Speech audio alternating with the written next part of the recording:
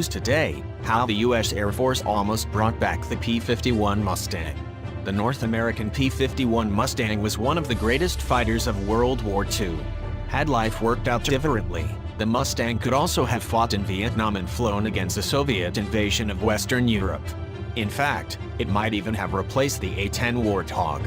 The Piper PA-48 Enforcer was a modernized version of the P-51.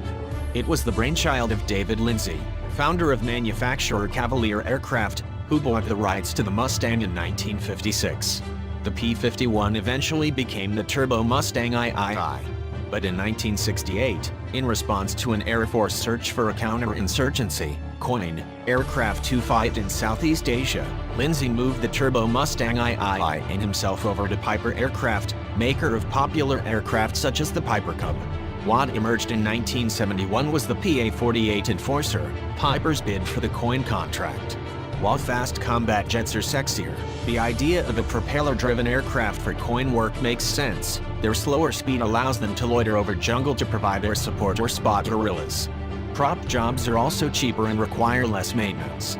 A P-51 cost $51,000 in 1945, or about $675,000 today.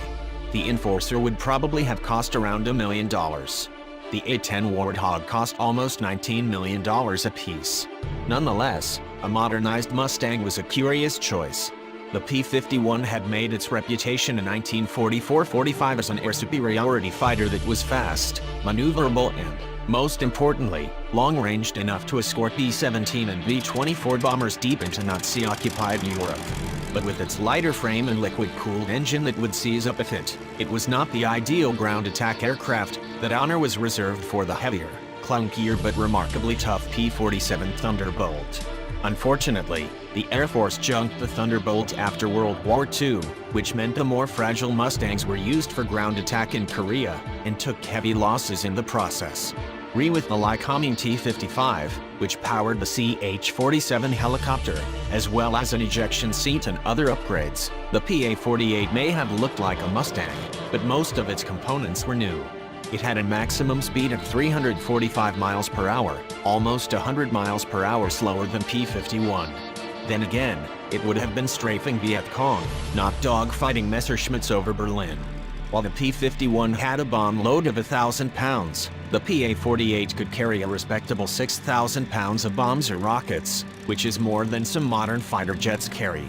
Incredibly, through the 1970s, Lindsay and Piper pitched the Enforcer not just as a coin aircraft, but also as America's primary ground attack plane. That role happened to be fulfilled by the A-10. It's one thing to offer a prop job for a niche role like Bush Wars, but quite another to suggest it should replace a jet as a primary ground attack aircraft. Not surprisingly, the Air Force said no thanks. But Lindsay, who had been a newspaper publisher, persistently lobbied Congress until the Air Force awarded Piper a $12 million contract in 1981 to build 2 prototype PA-48s for evaluation. War is Born Joseph Trevithick obtained a copy of the Air Force test report through the Freedom of Information Act.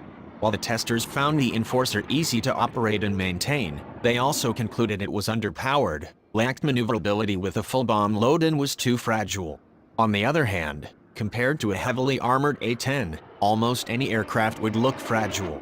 But the air defense environment has become only more hostile since World War II.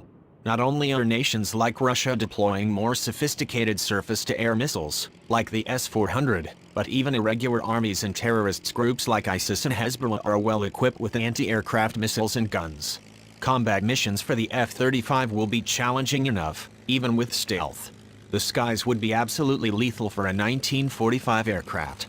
True, the PA-48 would have been cheaper, but this virtue is rooted in a time when human life was cheaper. America lost almost 44,000 Army Air Force, the precursor to the U.S. Air Force, aircraft overseas during the Second World War, plus another 14,000 in training accidents in the United States. More than 40,000 airmen were killed in combat theaters, and that figure was even worse for the Germans and Japanese. The P-51 was considered high-tech for its time. But World War II aircraft and their pilots were essentially flying bullets, to be expended like so much ammunition in a massive war of attrition. Even Operation Rolling Thunder in Vietnam cost more than 900 aircraft. Today's pilots are expensively trained and politically expensive to lose. A pilot lost over Serbia or Syria has major diplomatic repercussions, which is why drones are becoming the aircraft of choice. The Air Force does like its high-priced jets, and cost is a lingering issue for $100 million aircraft like the F-35. But while a propeller-driven aircraft might be useful to organizations like Special Operations Command that fight small wars in remote locations, America is not about to send upgraded Second World War aircraft against China or Russia. In fact, the U.S. Air Force did eventually buy a propeller-driven counterinsurgency plane. Brazil's A-29 Tucano was selected in 2011 for the new light air support contract. There are 20 aircraft on order, but Americans won't be flying them into combat. The planes are for the Afghan Air Force.